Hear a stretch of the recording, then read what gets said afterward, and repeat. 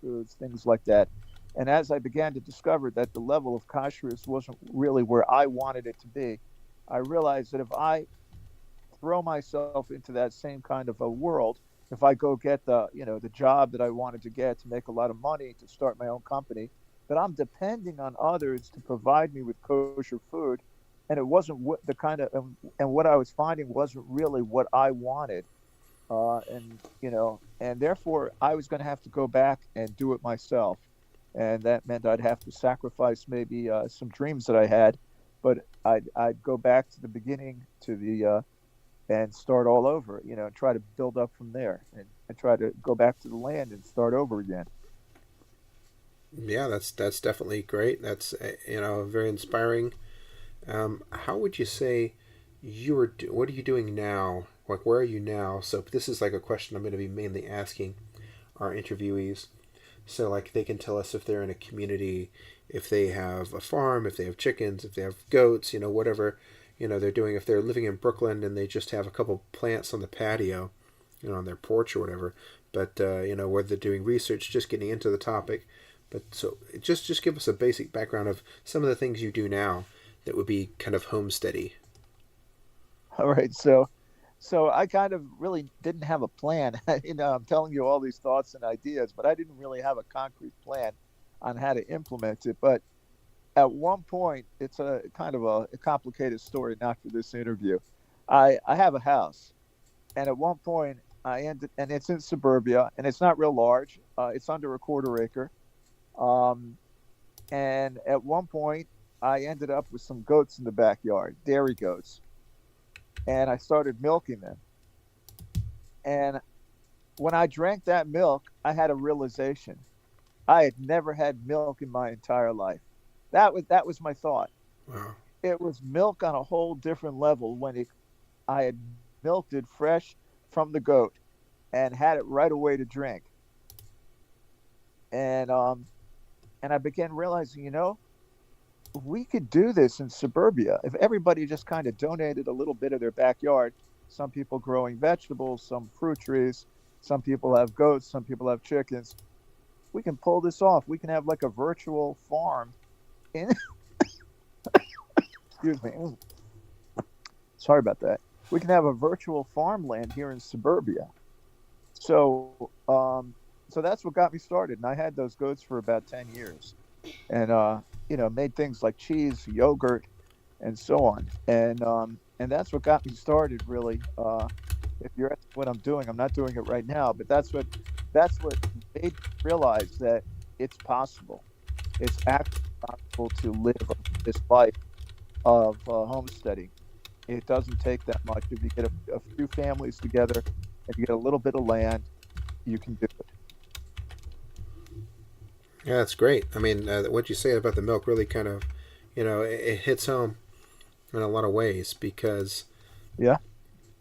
I think a lot of people have that aha moment in their life that they think about something.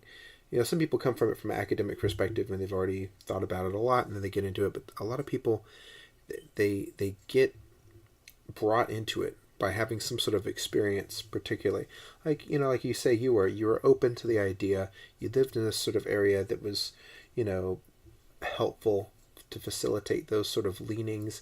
It was also about that time in the culture when people were doing a whole sort of back to the land thing. I know they call it, some people call it the Teshuva movement. They call it the revitalization of religious beliefs. There was a lot of traditional sort of lookings in that time, and it's funny now because ironically that was sort of more from the people on the right got a little more religious and the people on the left got a little more into like farming and all these sort of natural things, and it became sort of like a left idea, whereas now that's kind of flipped. Now that's a sort of a right thing to do. But anyway, modern politics notwithstanding, and then you sort of had something, you did something, you went out and made something of it. You did the you had the machshava, then you had dibra, then you had maisa, and once you had that maisa, you're like, wow, this is nuts. Just blows me away. So that's great. I mean, that's definitely inspirational. I would like to mention real quick that we are Baruch Hashem live on YouTube, and I've put our link into the uh, World Jewish Life chat. Hopefully, in the future, I'll be advertising the shows before they happen. So once we know we have a schedule with someone, we'll be able to jump in there and say these are the places you can see it. These are the links. We'll have everything previously set up so people can just jump onto it, and that would be the best. And we're learning as we go. So, but it's important, as we've learned, it's important sometimes to do something, even if it's not perfect, right? Yeah, yeah, that's it. And people and mention also that people are going to be able to participate and ask questions and and be part of these interviews to interact with the interviewees also. I think that's isn't that is that right? Yeah, I think the way we could definitely do that is by adding someone on a WhatsApp call. I don't know if it would be.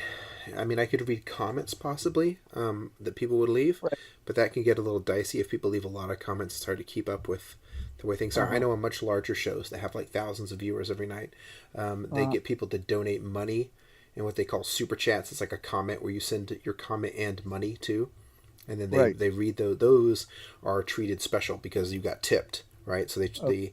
the YouTube or whoever it is will treat that special, and then kind of keeps it on the side. With the chat flow, it's very hard to keep up with it. But I think what we could do is we could have sort of like a call-in option where somebody could say, "Hey, I have a question I want to ask this person.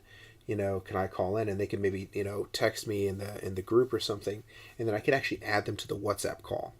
So then it could be Okay. me, you, and the third person. Then I could say, okay, let's bring on, Sarah, and she's going to come on and ask a question, and then I could sort of add them into the call, just like a conference calling in, and then she Okay. could come in, ask her question, get it answered, have a follow up, and then we could, have her leave the call and then bring another person in. So if you wanted to do like a longer question answer format, that is something that would definitely be possible. With time, we'll have to see how it works out. I Okay. think that the things that our interviewees are going to explain here to everyone are going to be very interesting. I think there's going to be a lot from the say. I mean, imagine having someone like Eric on. He's got so much to Yeah. say. He's got so much to contribute. And when we do have him on, I'm sure everyone will have a lot of questions. We might have to have some people come back in for just a question and answer segment, on another show the next week or something. So, Oh, yeah. Okay. Right. Right. Follow up. Yeah. Yeah. okay, so Nice. I'm going to move on to our next question over here, unless you have Okay. anything else you want to add. No, go right ahead. Yeah. Okay. Um, so this is my third question. What is a major challenge to homesteading as a Jewish person that you see? It doesn't have to be every challenge, but like a particular one that you see that makes it hard to homestead as a Jewish person. Uh, I can think of several. Um, I'll tell you. Uh, for those who are Torah observant, and I got to be careful here, not to step on anybody, anybody's toes or anything, not to say the wrong thing here.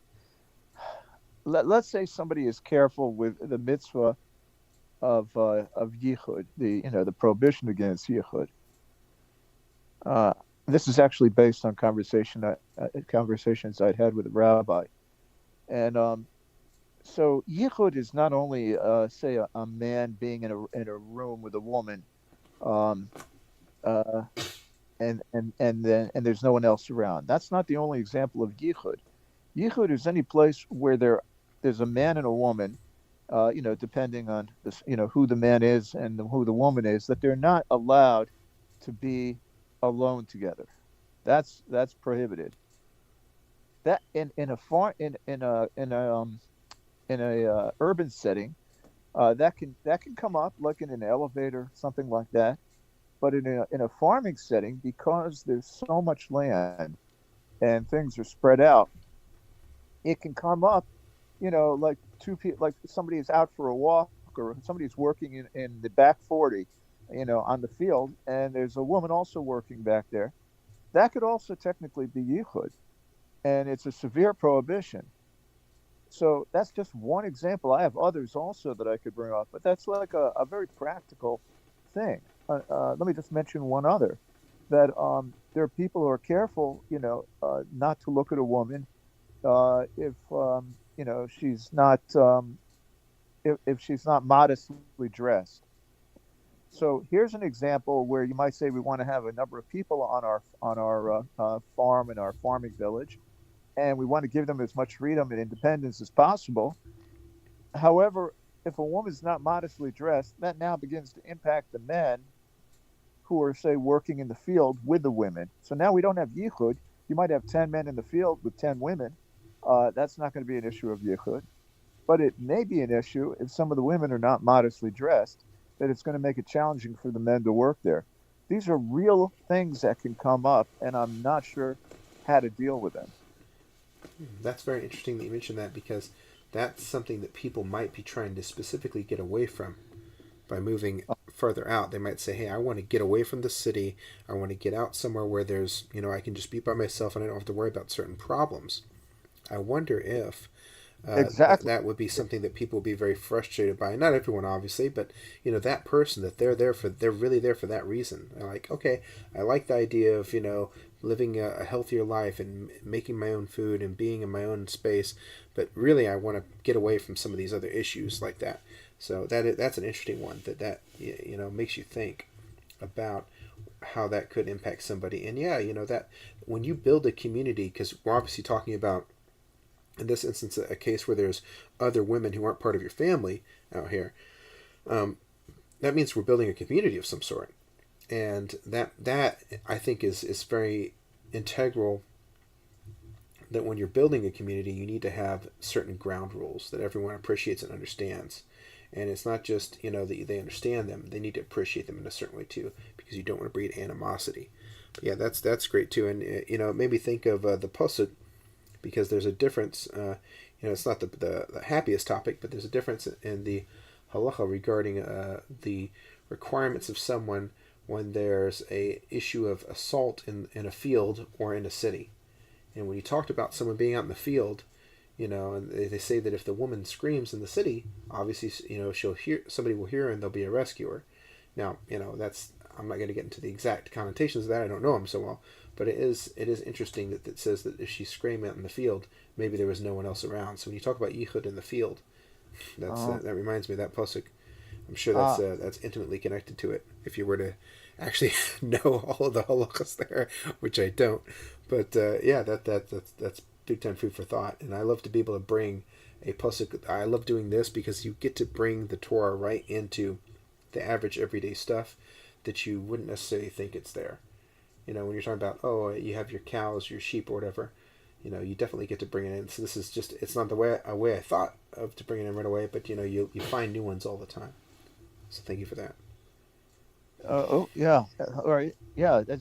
That's quite good how you connected that.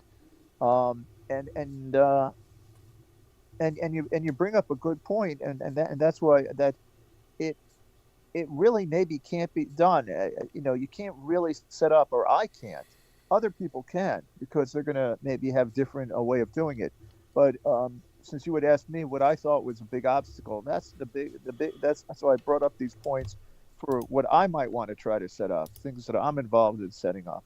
But it just and it really makes me pause and realize it's not going to be. It may not be possible. It may be that the conditions which I've set for myself are going to end up being ultimately an obstacle to me making progress. Yeah, I mean, that's something that we all have to kind of look at, as to being real with ourselves and understanding where exactly we're holding it and in what way. Definitely, that's something that's important to do. Okay. Um, all right, I'm going to move on to my next question I have over here. All right. So we mentioned a challenge that you see. What sort of is your general concept of what a oh, we have Avi, by the way, coming in on the chat. Thanks, Avi. What's the concept of how you would see an ideal community? If you could just give like 2 minutes and say, like, in your head, like when you think of like the Jewish homesteading community, what does it look like?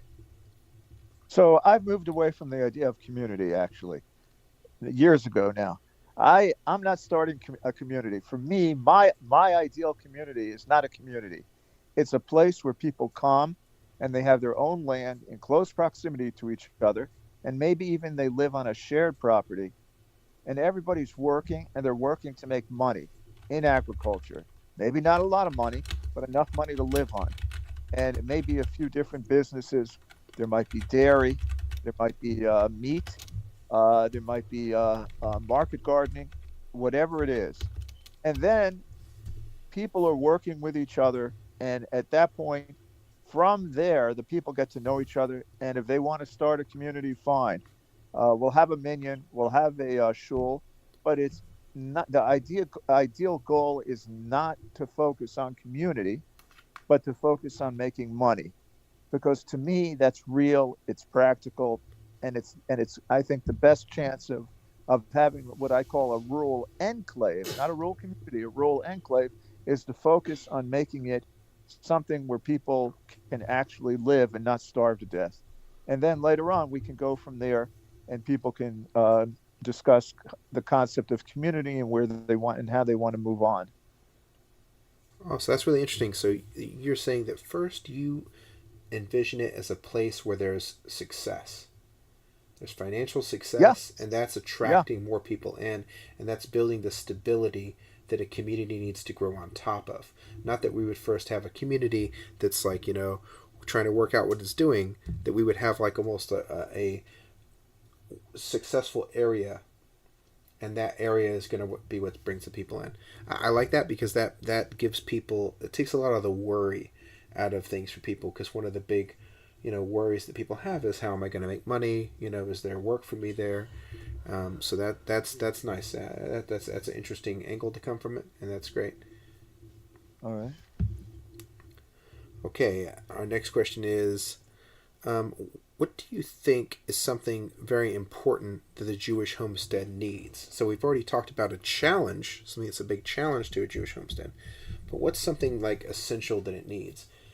Something that you think would be really like the kind of, and I guess you almost answered this in your previous answer, where you spoke Uh, about the money being there. And if you want to say the money, that's fine too. But, huh. so I guess tell us what you think is something essential that it needs to have. Well, let's go beyond the money. So we're not starving. We have food on our tables. I think essential has to be a shul, and that shul would be also, a building where they people learn Torah. It would also be a place where children are homeschooled. It will also be a place. So there's a few things. You have the shul for davening. You have the yeshiva for people to sit and learn. Um, you have the it's a school for the young kids. And what you also have is an area with internet access where people can learn online through YouTube or through more formal schooling where they pay money, and they can learn skills and trades as much as possible as can be done online. And then they would possibly have an actual mentor and maybe go and actually take courses at some point where you have to do things hands on that you just can't do with a computer and internet. But the idea would be that you have a young person, he's right out of high school. He comes to our enclave. Right away, we give him a piece of land. Right away, that young man gets working and working, growing food, working with animals. And then he builds a little shack for himself. There's a girl who out of high school. She also comes and she's working. The girl and the boy meet each other. They get married at a young age and they have a family. It's not like they postpone marriage beyond college and graduate school and maybe never get married. They get married. They're supporting themselves. They have a family. And now that young man, he's 20, 21 years old, he goes and he learns a trade. Maybe he becomes an electrician. Maybe he becomes a plumber. Maybe he goes on to college at that point. But he can do a lot of the learning online so he can continue to be with his family in a rural setting, growing the food, learning Torah, davening, teaching his kids, and also learning more to go out and be in a position to make even more money. Hmm. Yeah, that's some good stuff. Those are definitely things that I would say would be important. So I think some people think of not having internet out where they are, that it would be difficult to have internet, and there may be some people that want to get away from that, but like you say, for at least the purpose of having access to certain things, it is Yeah, important. I know. I was reading something recently on the topic of remote internet, that Starlink, which is yeah. Elon Musk's universal internet that can work anywhere in the world almost, has gone up 1 million users since August. So And it's it's not only really. Starlink, there are other companies that are doing it. So you asked me for that thing that would be essential. It would be this one room, this one building with one large room. that it has multi purposes, and part of it would have that internet, and you can, like you say, have internet anywhere in the world, and there are millions doing it, as you just mentioned. Um, yeah, I think that would be the one essential thing. So if you might even say to me, the one essential thing that I think is necessary or an essential thing, it would be to have internet on that rural property also. All right, great. What is something that you would see that you do not want in an ideal homestead? Something specifically that you would maybe, let's say, want to get away from, or that other people might like to have, that you would say that's something I don't want there at all, or something that you think would cause problems. So this is probably not the exact kind of answer you're searching for, but I would not want formal, what I don't know what to call it. I have different names for it. Industrial hashgacha, formalized hashgacha. To me, it's not enough to trust. We should be able to. That actually is the halacha, that you're supposed to trust somebody if they say this is kosher, and that person's a Torah observant Jew. But I'm just aware of too much that goes on out there in the world, and I can talk about this for hours, and we're not even going to get started on that. But the idea was, I would not want people to just say, "Oh, well, it has a hashkacha on it, so it must be good. It's kosher. I'm going to bring that in and serve it to people." We're going to show people it's got to be, kashrus has to be done on a different level that they're not familiar with. So I wouldn't want. This is why I say it's not maybe what you're asking for. I wouldn't want that attitude to come in where people say, "Oh, I know it's kosher," because the reality, I I don't want to say it's not kosher. I'm very careful. I never want to point and say, they're wrong, that it's not kosher. But there's so much that goes on out there that questions have to be asked. So that's what I would want. That there should be an attitude of not questioning, of ignoring the important questions that should be asked when it comes to kashrus in America. That's an interesting point you make, because I always see it as kind of a essential point in community building, that you need to be willing and able to eat by other people. I know there's a lot of chassidim and certain other individuals that don't what they call on Pesach, they don't mish, meaning that they won't eat out at another person's house. They Uh won't huh. kind of they don't, because Pesach is, of course, for anyone listening that may not be aware, Pesach is a time of a lot of chumras. It's a lot of stringencies that people have. And I always thought that to have a cohesive community, because the laws of, let's say, Pas Yisrael, and I can't remember, there's another one also, were really, they say that they were instituted not because of kashrus. They became part of our kashrus, but really they were instituted as a way to keep away from intermingling, like intermarrying and things with other people who you're not supposed to marry with. Like Bishop Akum, you're talking about Right. probably Yeah. Yeah. that. Bashalakim and Pasisor are kind of the same thing. So it strikes me as something that you kind of need to be able to have a baseline of kashrus. And I'm not saying anything against your point, but with the people that you're out there with. So if you live out somewhere in the sticks and you're like out there with 5 or 6 other people, but you won't eat in anybody's house, or you don't trust that person, but you trust this person, that seems like a big crack that you're going to have to do a lot of time minding that gap in order to keep things smoothed over, or you have to have a very understanding group of people. So it's interesting. I think you're talking about it more as cautious coming from outside of the community, obviously, than within the community. But it's funny the contrast of how you deal with cautious in such a situation. Are you going to know everybody? Are you going to get inquisitive about your neighbors? Are you going to vet everybody before they come out? Or if somebody just moves in next to you, like you say, if the money's there and other interested people just start moving out, how that community is going to form. I've seen, I'm only a couple examples, but I'm sure there's thousands of communities that have, politics, as they call it, inner difficulties. And that would be definitely something a community would need to address. And getting those issues ironed out beforehand about cautious is definitely something that you don't want those issues coming into the homestead. You want that taken care of beforehand. And So, so, and it's as I mentioned before, this may be just one more obstacle I'm putting in my own way that I may not be able to overcome, and I kind of recognize that. yeah, yeah, and a lot of it comes back to, and I really like to harp on people getting along in communities like this, and having sort of a diplomatic way, in a patient way, in a humble way, so you can get along with other people. But Uh-huh. it's like you say, sometimes you have to get along with yourself out there too. I know that hikers and people like that, they talk about, the worst thing about when you're out there for 2 weeks and you haven't seen another human being is you're alone with yourself. Ah, And you're going to either get comfortable with that or you're going to leave. Because if uh, you can't be comfortable with yourself, if you're the only thing out there, it can be a little difficult. okay, okay, good point. All right, that I'll bring on our next question. So, what are your goals in the short term of homesteading? Now, this is a question. Obviously, I'm going to bring up to people who are aspiring homesteaders. To see where they are and sort of their uh, I don't want to say journey, but where they are in their work towards being a homesteader, where they're holding. It's like the famous Rashi explanation about Hashem in the Garden of Eden when he comes down and speaks to Adam after he eats from the tree. He says, "Where are you?" And Rashi says, "Didn't Hashem know where Adam was? Of course he did."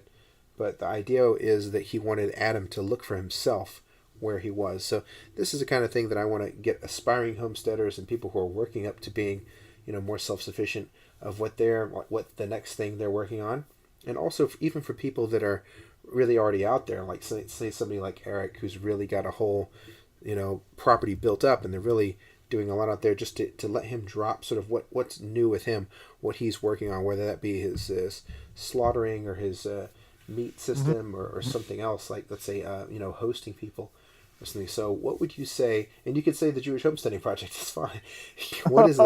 What's your next step for yourself that you're working towards? So I have a small business using a portable pizza oven. There's a lot of money to be made in this. Just to give one example of how a person can make money, there are like 50 farmers markets in the Washington area where I am, and a lot of them are not on Shabbos. A lot of them are on Sundays, Wednesdays, whenever it is. A person can go to these kind of places and make hundreds of dollars a day, setting up and selling pizzas and other things from at a farmers market. My goal is to get a small group of people, 4, 5, 6 people, maybe all living in one house here in this particular suburban community, and all working together and making money at these different markets and bringing that money in. And then once we have that kind of money, I have access to actual farmland about an hour's drive from here, where people cannot necessarily live out there, but it's prime farmland, which we don't have to pay very much money for. We can lease at a very low price. And the idea would be to start gardening and homesteading, start gardens and farming, have animals out there, a real homestead out there.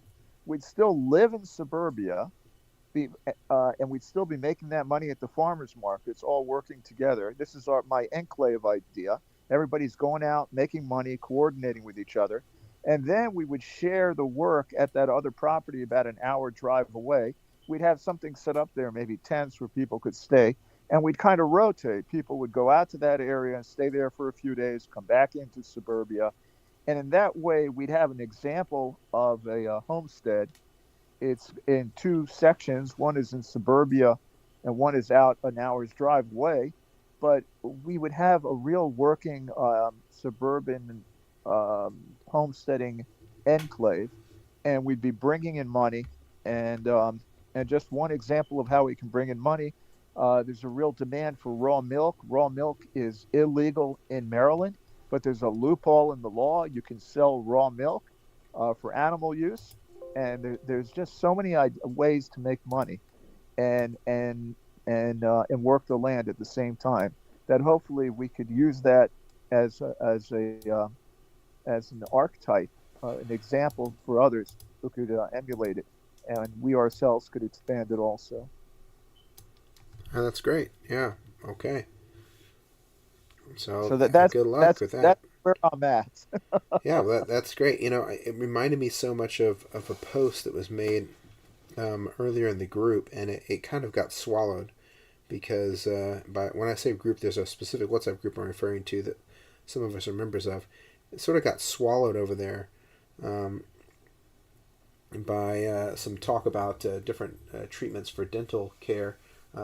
But someone posted a bunch of different ideas they had to monetize land, just for everybody else. And he mentioned a couple things. He mentioned Capar's chickens. He mentioned dairy from goats. Um, Yeah, he he's mentioned, actually doing. He and he's in Arizona, and he's actually making quite a bit of money, it seems, from raw milk that he sells. and more power to him. Honestly, that's great. He's really he's fighting a good fight for people too. I'm sure the people that benefit from those, uh, having those maladies abated by that, I'm sure very grateful for it. He also mentioned financing RVs and sort of renting them out as like places for people to stay, and that really reminded me of once I was at a campground in West Virginia, Uh huh. and there were just a bunch of RVs there with string lights around them, and there really wasn't much else there. But they had a composting toilet, they had the RVs, and they had people renting them out. And I thought, Yeah. you know what?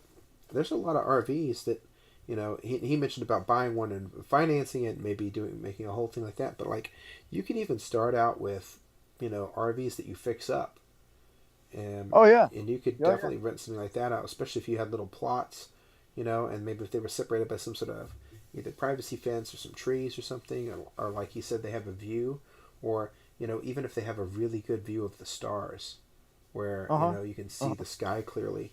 That could Yeah. sell that. I mean, I thought that was a great idea. The halal meat, unfortunately, I do think this is a good idea, because you could definitely have a market for that. There's a large growing Muslim population all over America almost, and definitely selling halal meat into the local city, in addition to whatever kosher products you might be able to bring to the local community over there, would be easier. It would require less oversight for a lot of Well, things. the halal meat had to do with the fact that generally, at least among Ashkenazim, and that we don't eat the hindquarters. So therefore, there's not a whole lot of meat to begin with on a sheep or a goat. So if you can sell the hindquarters, as halal, then you're a step ahead of the game as far as being profitable. Well, that's really good because too, a lot of people don't eat goat. It's not so popular. Sheep is still popular. Lamb chops and lamb ribs, things like that are still popular. Even mutton, I would say, is more popular than goat. But if you're raising goats, yeah, there's other, non-Jewish homesteaders and rural type of people that will eat it. But I think you'd have a much easier time finding a Muslim that would eat goat because that's much more in their culture.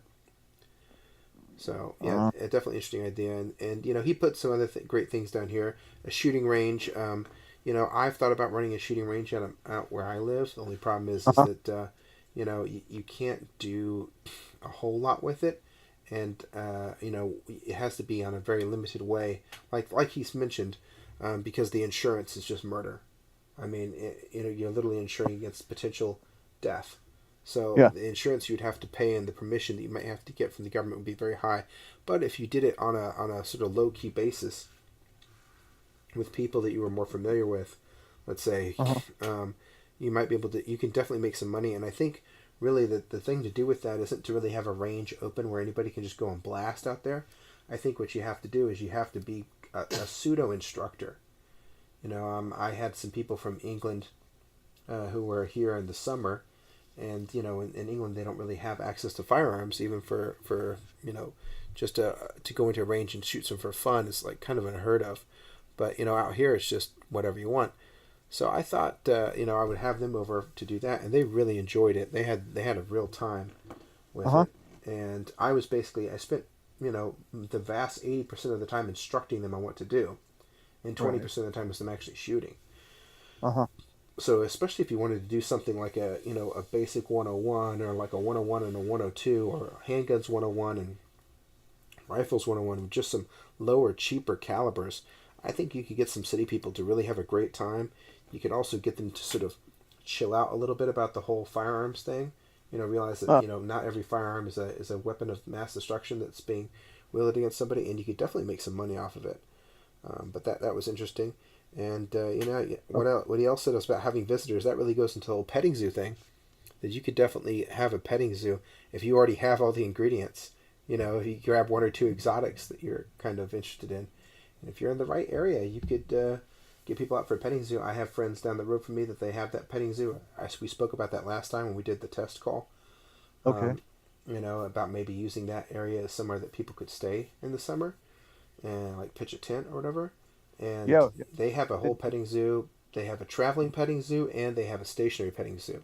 So I mean, once you buy the truck and the trailer and you're hauling animals around, you might as Uh-huh. well, just for your own sake, you might as well haul them around for profit too. And the best thing is, you don't have to take those to market and leave them there. You can actually keep bringing the animals out again and again and make money off of them multiple times. But I thought that was a great post by that poster from Arizona, and I'm really indebted to him that he's doing the Jewish homesteading project thing. He's the sort of guy that we really want to hook up with, someone who's not Sure. just thinking about it, he's actually doing things about it, and he can give Yeah. real hard advice to all of us aspirants, like myself that are thinking about it and moving out there and wanting to encourage other people along the way as well. Yeah. Yeah. Yeah. Yeah, he definitely he mentioned that he's open to that. He does want to share and involve other people. Beyond doing it financially, he wants to draw people into that kind of a life. So my last couple questions are all kind of the same, and some of them you've already answered. But this is All something that right. I would generally be asking somebody that's either already living somewhere or is thinking about moving out somewhere, and kind of the concerns they have. And that would be about what they're doing for work, what they're doing for a school for their kids, what they're doing for a shul, a mikvah, and community in general. And I mean, you've mentioned a lot of these things anyway, and I think a lot of people will in the course of doing this interview. But it's definitely good to have it brought up. Um, we mentioned about having like some sort of school, and you specifically mentioned about using the internet Yeah. as a means of learning. Um, Yeah. have do you learn things on the internet now? Do you know people whose kids learn on the internet or anything like that? I've done a lot of tutoring. I used to tutor children so for many years, and there are a lot of homeschooling families that I interacted with. And for people who want their kids to have like a kind of a education that they might get if they went to a school, you can get that online. There's one company called Keystone. There's another company. Basically, the kids, they get a full, uh, you know, education in things like math and English and science and history, all of it, between books that they have and the online school. So if that's what they want, and there's a lot of Torah that can be taught through using technology and online also. So yeah, am I addressing your question? I'm trying Sure. Yeah. to. No, I know that you don't have kids that are in school right now, and that's fine. I'm kind of going through the motions because this is our first interview of showing someone, what it'll be like. For instance, if I call somebody and ask them to interview next week, and they want to kind of get an idea of what this show is, they might want to listen to our. They'll say, "Well, let me listen to the show last week and see what happened," and Yeah. so they'll be a little, if they want to prepare answers or whatever, that's fine too. Yeah, Um, so they're welcome to call me, contact me, and let me give out my number 240-351-3816. Yeah, if you go through this and sort of as a paradigm of what it might be like, and you want to speak to me, go ahead, uh, reach out. All right. I know you also mentioned a shul and about having like a community center that would double as a school and a shul and sort of a maybe even a workroom for some things. Yeah. Definitely, but I definitely think that it is very important to have a shul, even if you don't have a minyan, to have a Right. designated place. As we Yes. know, there is a mitzvah of going to. There is a mitzvah of davening that you get schar for davening.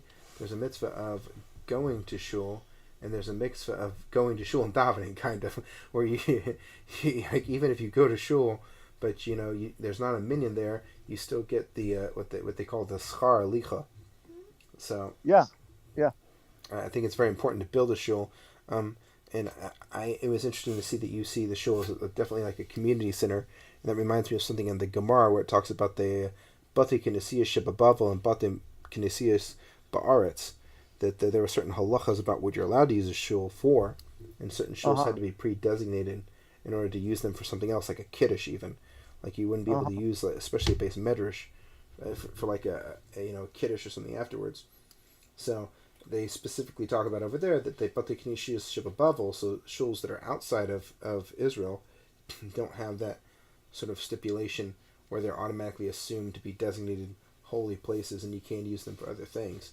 So Ah, yeah, I think the shul doubling as the community center would definitely be important.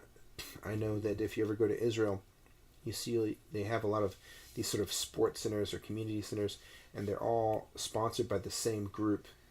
Um, but normally that would be like the community center, and that'll have like a bomb shelter in it.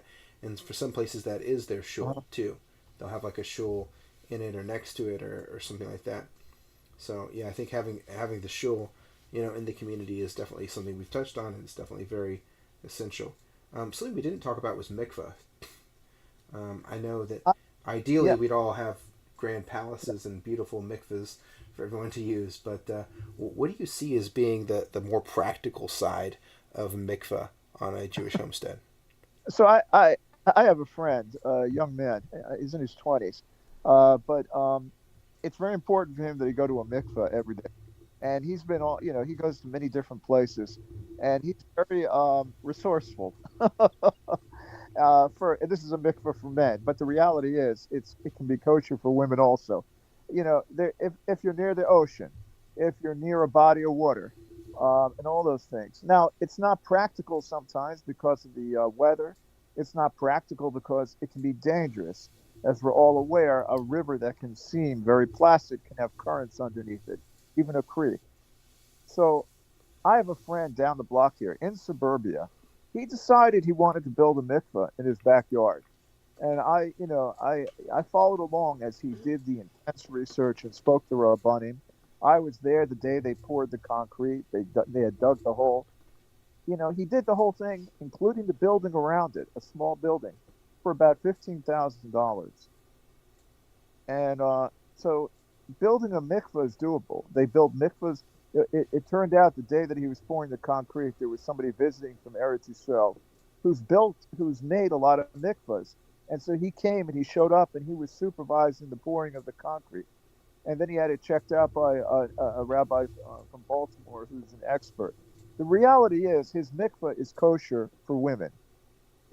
I don't think it's ever been used that way, but it is. It's doable to build a mikvah. You can find somebody in New York, pay him to come out to wherever we are in the country and say to him, you're going to build a mikvah for us. You're going to show us how to do it and make a kosher mikvah. And we'll have a mikvah, $15,000, maybe less. We'll do most of the work ourselves. It's basically you have to probably hire a professional company for the pouring of the concrete if, it's doable. Right, great. That's definitely wonderful luck for that guy to have that expert there on hand. It was Min Shemayim. Yeah, that was incredible. But Yeah. I mean, also it's I have heard of even a certain sofrim that have had mikvahs put in their basement because they wanted to Yeah. strictly toivel for each shim mafarish they wrote in the Torah. So they, every time they, were going to write the shim's name, they would be immersing themselves, and it's something funny because nowadays we think of a lot of these systems as big. They're commercialized. There's a mikveh. There's a whole system. There's a parking lot. There's the shrubbery around it is landscaped and everything. But in reality, when you do some of the archaeological study, when you look at some of the sites that have been uncovered in Yerushalayim and other places in Israel, it's really just kind of like a bathtub-sized carve-out in the rock. And it was very interesting to me when I saw some of these mikvahs and how small they were. And Uh somebody huh. said, well, yeah, of course they're small. You can't just bring water from anywhere, especially in somewhere that's very prone to drought like Israel. The water was precious. So having a very small mikvah that even someone might lie down in, in order to Uh huh. toivel was very practical. So, we sort of have to, like I say about where I live up here in the Catskills, we have to get out of this city mentality, Brooklyn mentality about a lot of things and how they have to be, and open ourselves up to understanding that, even somewhere like the Catskills, it's only 2 hours out of Brooklyn, is an out of town community.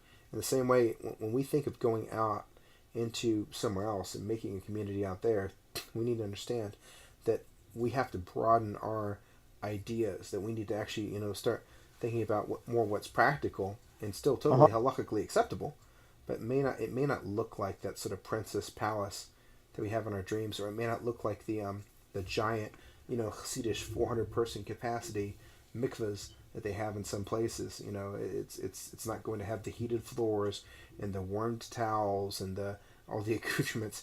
It might be something a lot more like, you just jump down and plop into this little, sort of head of the stream over there, head of the spring, and that might be your mikvah. So, Let me just tell you briefly. The house that I have here, it's probably very close to the water table or some trapped water under the ground that gets trapped from the rain sometimes when it gets absorbed in the ground.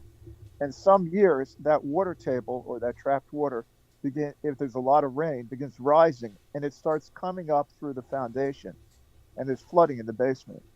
So in order to mitigate that, there are two wells that are drilled into the foundation. They go down a couple feet, and when and those years that that water table rises high, the water just pours into it. It gushes, pure underground water gushing in. All it would take is to make those wells a little bit wider, a little bit deeper, and I would have a mikveh in my basement from spring water. You go out somewhere, plenty of places in America, the water table, whatever it is, you don't have to dig that far to get a well. Just dig down in the ground and you have your mikveh.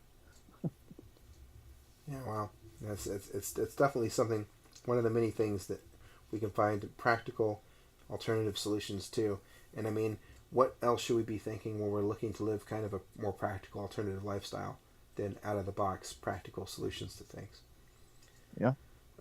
Okay, That, I guess that's generally the setup static questions that I have that I'll be using as a guideline to interview most people. Obviously, when someone's an expert in one field or another, I'm going to try to utilize that time to get them to talk about those things more. And we may not always get to every question in every interview, but I definitely like to take this time to give a big shout out to Joe for all the help uh, he's given and all the chizik. And that, we've been doing these calls are Joe's calls in a way, and these interviews will always be his interviews because he had calls and he had a continual presence going on for how many months was it, Joe? Was it 4 or 5 I months?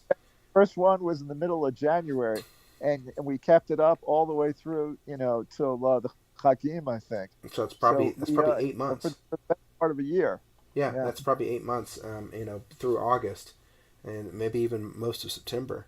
So, it was a big chizik, and it was kind of what kept everything going until I could have more time off to do this, and to set up something where we'd have more, of a scheduled format instead of everybody just kind of chiming in and talking at the same time. But I think this is a better format in general for going forward with it. I think this is a format that's going to be able to reach a lot more people, and it's just it's not a standalone thing by itself. It's an improvement on what Joe started. So everybody who interviews or enjoys or whatever after this, definitely has Joe to thank for that. Um, Those are kind words. Marty, I couldn't have done it without you. A lot of times it was just you and me on there.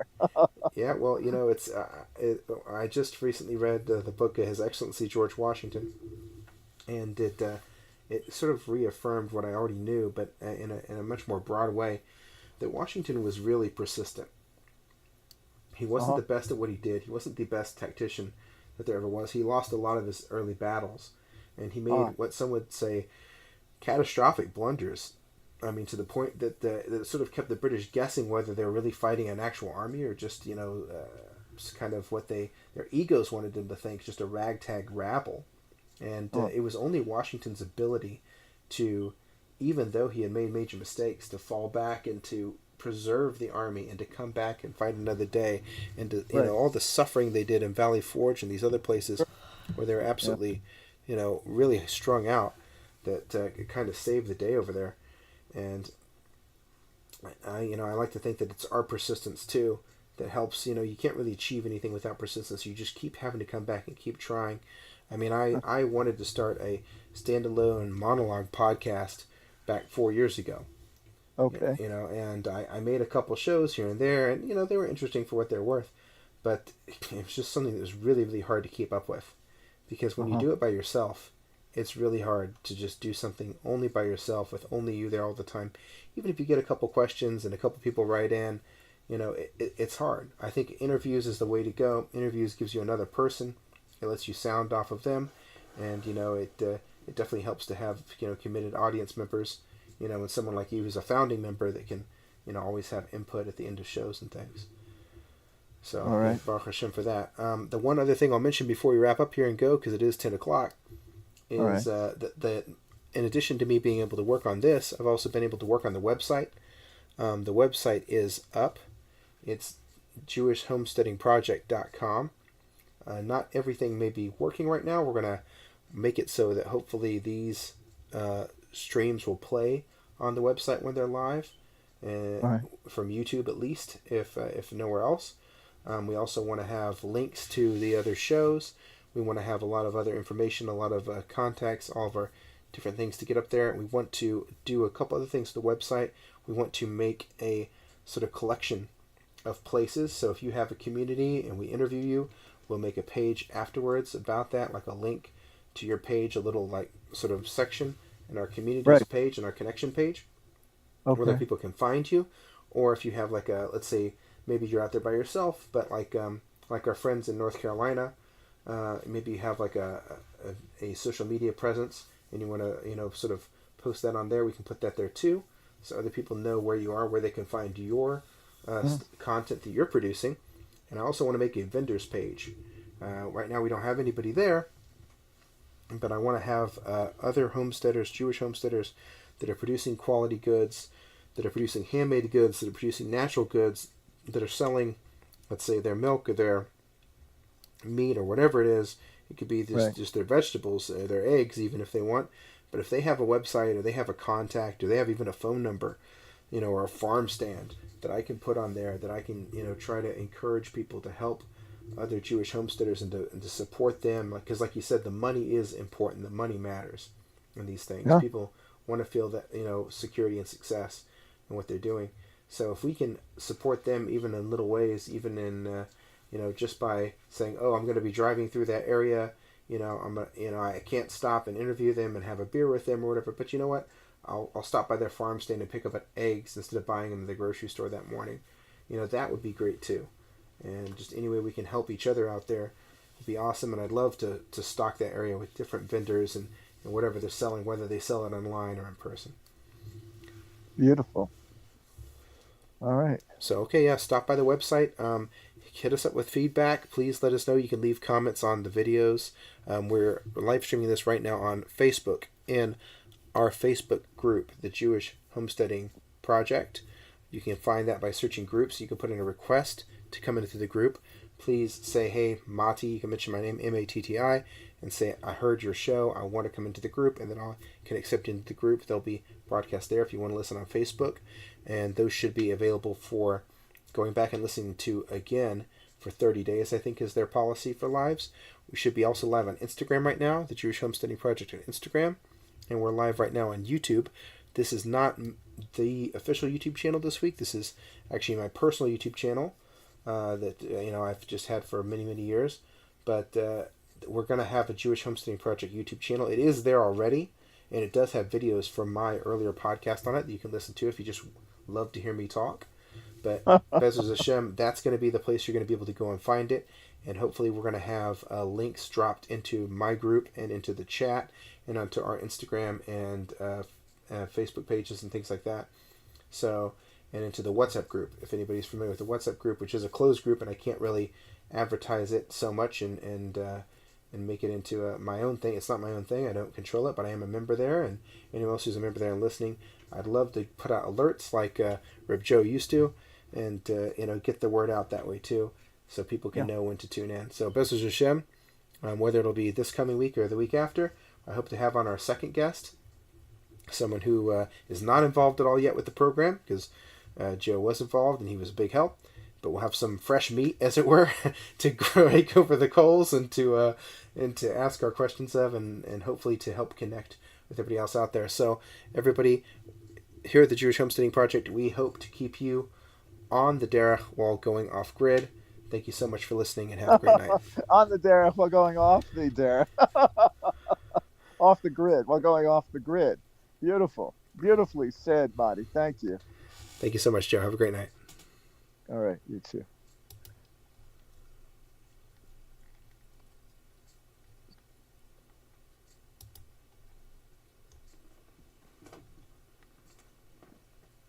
Are you still there? Can we talk for a moment?